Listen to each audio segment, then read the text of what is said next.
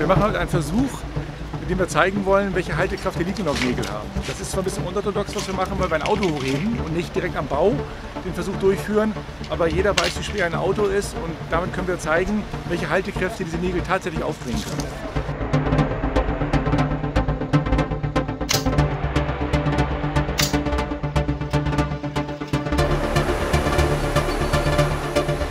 Als erstes starten wir jetzt einen Versuch, bei dem die Nägel ausschließlich auf Scherung belastet werden.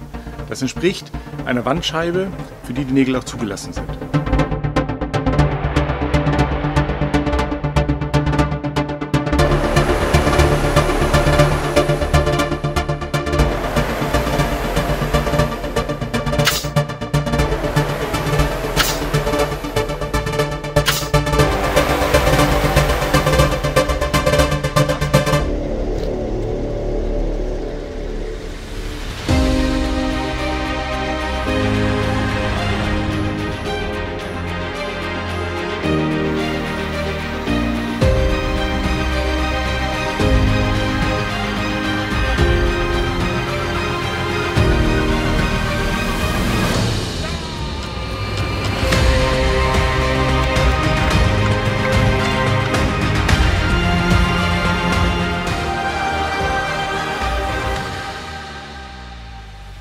Beim zweiten Versuch werden wir die Nägel nur auf Auszug belasten.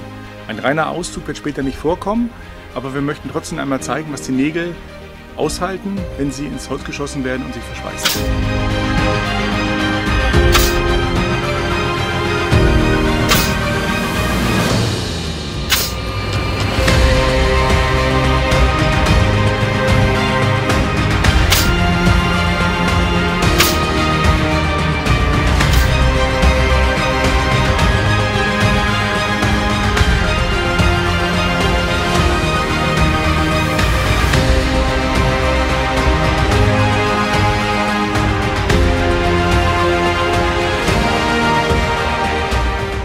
Ich bin extrem stolz. Ja.